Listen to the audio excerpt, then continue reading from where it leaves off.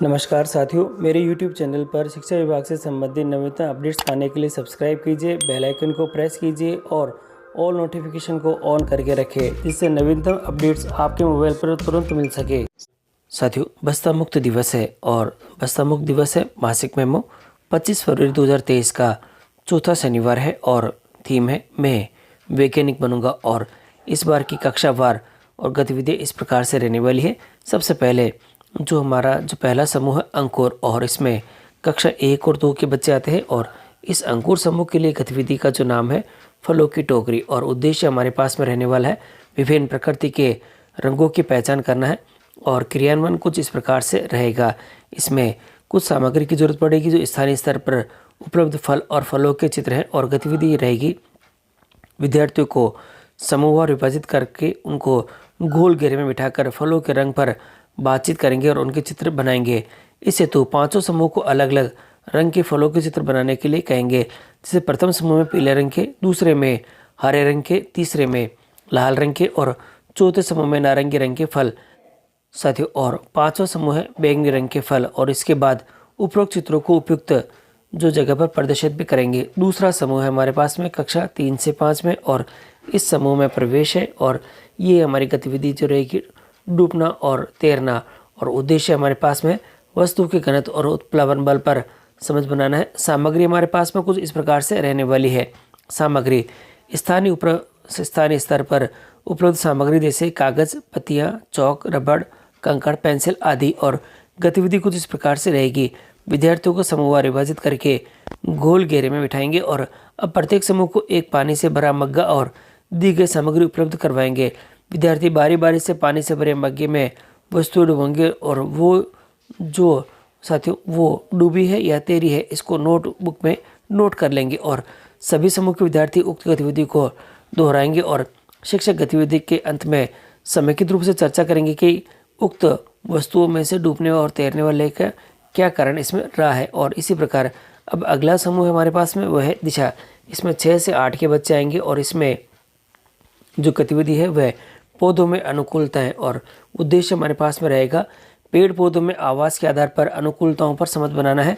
सामग्री हमारे पास में कुछ इस प्रकार से रहने वाली है। स्थानीय स्तर पर उपलब्ध विभिन्न प्रकार के पेड़ पौधों की पत्तियां विद्यार्थियों को सदनवार बिठाकर आवश्यक सामग्री उपलब्ध करवाएंगे और सदनवार विभिन्न पत्तियों का अवलोकन करने को कहेंगे। और अब उन्हें पत्तियों का आकार, बनावट, रंग, सतह, चिकनियस, खुरदरी एवं मोटाई पर अवलोकन करेंगे और चार्ट पर एक टेबल बनाकर अवलोकन के लिए और उनके किए गए गुणों को लिखेंगे। और साथ ही तीसरा बिंदु है इस प्रकार सभी समूह चार्ट तैयार कर अपना प्रस्तुतिकरण देंगे और आवास के आधार पर पत्तियों की संरचना पर चर्चा भी करेंगे। और यहाँ पर अब अगला समूह हमारे पास में आएगा यहाँ पे क्षितिज। और इस क्षितिज समूह के अंदर हमारे पास में कक्षा 9 से 10 के बच्चे हैं और हमारी थीम है जल तरंग है। और इसी के साथ ही यहाँ पर हमारे पास उद्देश्य रहेंगे जल तरंग तैयार करना और संगीत के विज्ञान का जानना। और यहाँ पर जो सामग्री है हमारे पास में कांच या स्टील के गिलास दे रखे। गतिविधि हमारे पास इस प्रकार से रहेगी कि विद्यार्थियों का समूह और विभाजित करके गोल घेरे में बैठने को कहें और प्रत्येक समूह को 6 से 8 गिलास उपलब्ध करवाएंगे। अब उक्त गिलासों को एक साथ लाइन में निश्चित दूरी पर 4 से 6 इंच दूरी पर बनाकर क्रम से रख देंगे और गिलास में पानी भरने को कहें।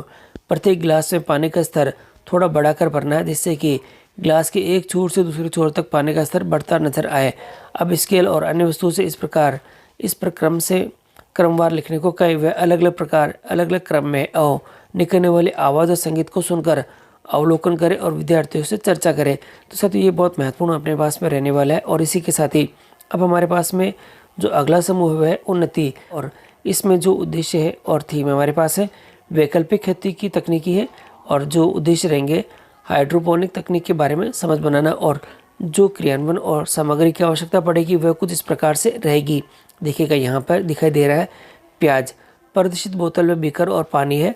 और क्रियान्वयन हमारे पास में रहने वाला है विद्यार्थियों से अंकुरण पर चर्चा करेंगे और इसके बाद आवश्यक परिस्थितियों पर चर्चा कर उन्हें समझ बनाएंगे। साथ ही पानी में खेती की अवधारणा पर चर्चा करेंगे और हाइड्रोपोनिक पर समझ बनाएंगे। अब पारदर्शी पात्र में विद्यार्थियों को समूहवार पानी भरने को कहेंगे और इस पर प्याज को इस प्रकार से रखेंगे कि जड़ और उसका कठोर भाग पानी को छू ले। देखिए दिखाई दे रहा है चित्र के अंदर। अब उनको उचित स्थान पर 1 सप्ताह के लिए रख देंगे। इससे साथियों, और इससे निकलने वाले जड़ों और पत्तियों को नियमित अवलोकन करेंगे और विद्यार्थियों को ये कार्य घर पर भी करने को कहेंगे। इसके लिए मेथी धनिया उगाने को कहेंगे और इनके बीजों को एक टोकरी व जाली में रखकर उसको पानी से भरी थाली में रख देंगे और नियमित इसका अवलोकन भी करेंगे। और यहाँ कुछ नोट भी दे रखा है और नोट कुछ इस प्रकार से रहेगा हमारे पास में, जो कि हम सबके लिए इम्पोर्टेंट है। और नोट में हमें दे रखा है, जनवरी माह में चतुर्थ शनिवार को अवकाश घोषित होने के कारण गत माह में जारी गतिविधियाँ फरवरी माह के मेमो में जारी की रही है और 15 अगस्त, 26 जनवरी व 2 अक्टूबर को अतिरिक्त पंचांग में दर्शाए गए समस्त उत्सवों जयंतियों का आयोजन आगामी शनिवार को किया जाए। और शिक्षकों व सक्रिय साथियों, शिक्षकों व सक्रिय भागीदारी निभाने वाले विद्यार्थियों द्वारा विधिवत रूपरेखा तैयार कर उक्त शनिवार से पूर्व ही पूर्व तैयारी कर ली जाए, ताकि बस्ता मुक्त दिवस के दिन समारोह पूर्वक गतिविधियों का आयोजन किया जा सके। और माह के अंतिम शनिवार को समस्त विद्यार्थियों या समस्त गतिविधियों के उपरांत समस्त राजकीय विद्यालय में 40 मिनट शिक्षकों व विद्यार्थियों द्वारा स्वैच्छिक श्रमदान का आयोजन भी किया जाए।